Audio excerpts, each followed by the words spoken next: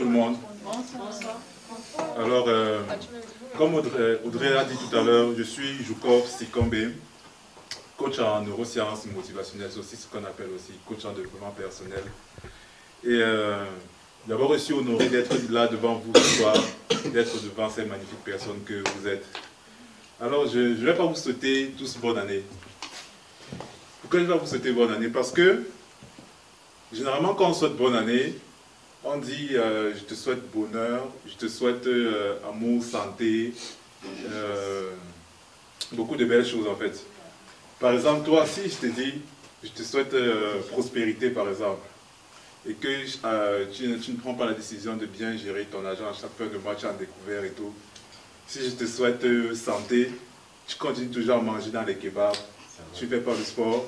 Si je te souhaite amour, tu continues toujours à regarder les critiques à gauche, à droite et tu ne décides pas d'être fidèle en fait. Tous les souhaits que je vais te souhaiter, en fait, ça ne changera jamais rien à ta vie, tu vois. Donc, c'est pour ça que je préfère maintenant souhaiter aux gens de faire de leur année 2019 un miracle. Donc, je vous souhaite à tous de faire de votre année 2019 un miracle. Alors, la question, le thème, je me suis dit, de quoi est-ce que je vais vous parler ce soir? Alors, je me suis dit, je vais me poser une question en fait. Est-ce que vous êtes encore en vie? Vous allez tous me dire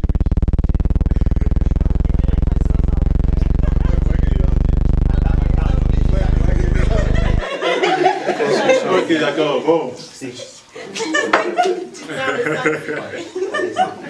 Ok. Je vais vous prouver que pour la plupart, c'est non. La plupart des gens, la réponse à cette question, c'est souvent non. Alors, généralement, le matin, quand on se réveille, en semaine, quand on se réveille le matin, on prend notre petit déjeuner. Bon, moi, je ne prends pas, je sais pas. Ok, bon, on prend le bon. Bref, on se réveille le matin, on fait ce qu'on a à faire, on fait notre petit rituel du matin, et puis on prend les transports, le métro, RER pour aller au travail. Et puis quand on arrive au travail, ceux qui prennent les métro, transport, bon, je ne sais pas, toi tu vas à pied ou à vélo. Oui, la trottinette, c'est aussi. Le télétravail. Ok. On arrive dans notre lieu de service, on fait ce qu'on a à faire, et puis le soir on rentre chez nous. Quand on arrive à la maison, on mange et puis on dort. On le fait de lundi à vendredi. Donc 5 jours, le vendredi, soit arrive, bon, on s'est dit, bon, c'est la fin de la semaine, on doit quand même faire quelque chose. On appelle notre ami, on dit, gars, c'est comment, on ne prend pas une là tout à l'heure. Et voilà, vendredi soir, on se retrouve dans un bar avec des amis, on prend un verre et la soirée de vendredi est terminée. On rentre à la maison le samedi matin. Oui, exactement, merci Audrey. Samedi, on a la gueule de bois. Mais malgré ça, samedi après-midi, quand on se réveille, on dit, bon, je ne peux pas quand même terminer mon samedi comme ça. J'appelle les amis, on organise une BT. On va en boîte de nuit, on va au VRP. Et on rentre dimanche à 6 h. Et quand on arrive chez soi dimanche à 6 h, c'est maintenant on va récupérer toute la fatigue accumulée de la semaine et le sommeil qu'on a manqué le week-end. Donc toute la journée de dimanche, on dort, on se réveille en fin de journée. Et puis quand on se réveille, on appelle les amis, on fait un peu de conversation, on discute comment c'était à la boîte de nuit, quelle fille est draguée, comment elle était habillée ou bien comment, bref. Ceux qui draguent.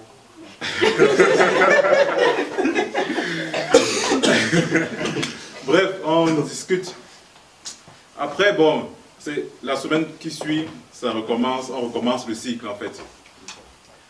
D'abord, c'est vrai que ce sera un peu décousu, mais vous allez comprendre. Ce que vous devez d'abord savoir, c'est que, en fait, l'être humain est comme une bicyclette. C'est-à-dire, l'être humain, une bicyclette en fait est en équilibre lorsqu'elle est en mouvement.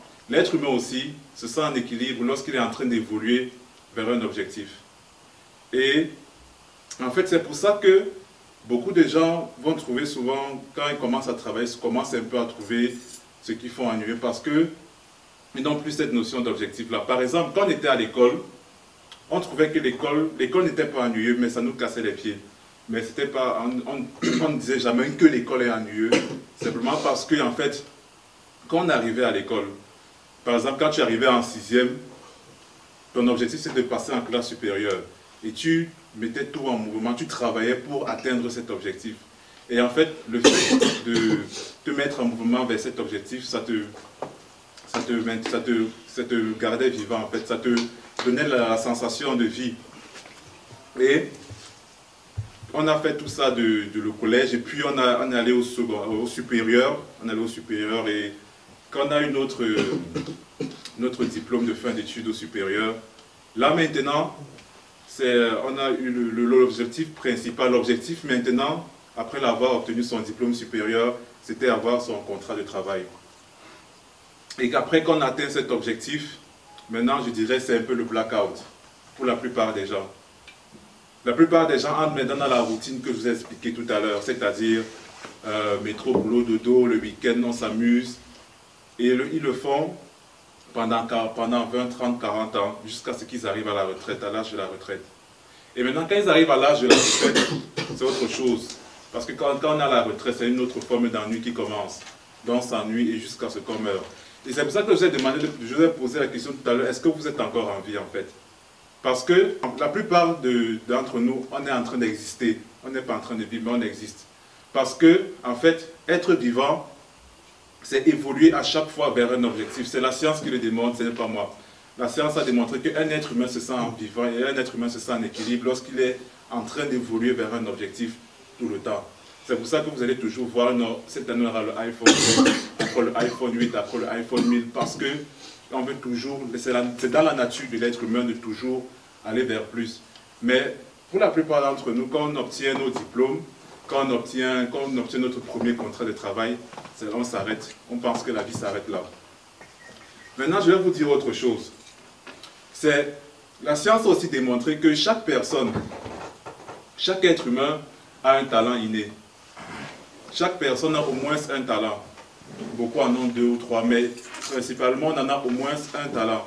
Et ce talent, en fait, c'est le gage, je dirais, c'est le gage de notre passion.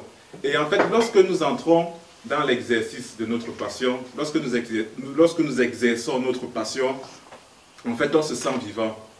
On se sent vivant simplement parce que le talent qu'on a, c'est intrinsèque à nous. Et on aura l'impression, par exemple, d'être comme un oiseau qui vole parce que l'oiseau, en fait, c'est intrinsèque à lui, c'est sa nature intrinsèque de voler, ou bien le poisson, c'est sa nature intrinsèque de nager. Et toi, ta nature intrinsèque, en fait, c'est d'exercer ton talent. Mais tant que tu ne l'exerces pas, tu te sentiras vraiment pas vivant. Et la deuxième des choses que vous devez savoir, c'est que chaque personne que tu rencontreras dans ta vie, chaque personne que tu rencontreras, toi inclus, est un leader.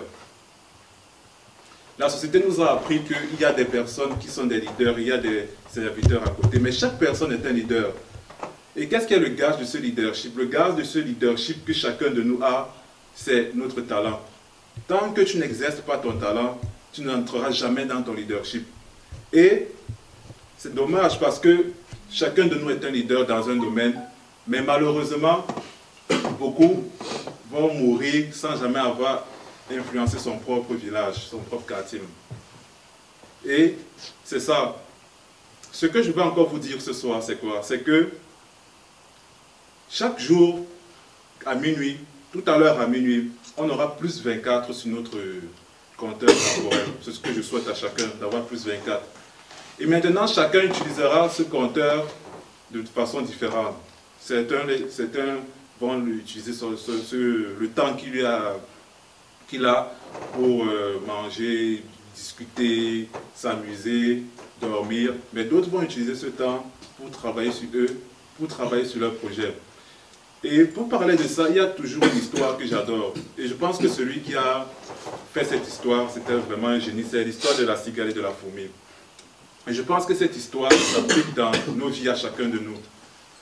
Je pense que la plupart d'entre nous ici, nous avons 30 ans, moins de 30 ans environ. Bon, ceux qui ont plus, je ne sais pas, mais... D'abord, je suppose que nous avons, pour la plupart d'entre nous, plus de 30 ans, ou pardon, moins de 30 ans. Et en fait, parmi nous, il y a des cigales, parmi nous, il y a des fourmis. Parmi nous, il y a ceux qui ont décidé, en fait, qui travaillent déjà sur quelque chose. Il y a ceux qui ont des projets sur lesquels ils travaillent pour l'avenir. Mais il y a d'autres qui s'amusent, qui sont dans la routine métro-boulot dont je vous ai parlé tout à l'heure, qui ne prennent pas leur vie en main. Et à cet âge, à cette période de notre vie, en fait, nous sommes dans la meilleure période de notre vie parce que nous n'avons pas vraiment d'obligations, nous n'avons pas de famille, nous n'avons pas d'enfants, nous n'avons vraiment pas de grosses obligations. Et dans 20 ans, ça sera le contraire. Et maintenant, dans 20 ans, on n'aura plus la force de la jeunesse qu'on a aujourd'hui, on n'aura plus le temps qu'on a aujourd'hui pour travailler sur les choses qui nous tiennent à cœur. Et justement, la deuxième des choses, c'est quoi? C'est que ceux qui auront travaillé aujourd'hui, comme des fourmis, sur les choses qui leur tiennent à cœur, sur des projets, dans 20 ans, ils seront bien placés dans la société. Dans 20 ans, ce sont eux qui seront des chefs d'entreprise, qui seront bien placés. Et ceux qui seront reposés sur leur laurier, ce seront eux, je dirais, qui seront les salariés de ceux qui auront travaillé sur leur projet aujourd'hui. Et la société fonctionne comment? La société est une pyramide en fait. Et la pyramide sociétale, c'est comment? Plus tu as des connaissances dans un domaine, les bonnes connaissances, parce qu'il y a aussi les mauvaises connaissances, mais plus tu as des bonnes connaissances dans un domaine, plus tu évolues dans la pyramide sociétale. Et plus tu évolues dans la pyramide sociétale, mieux tu es placé, plus tu auras d'argent.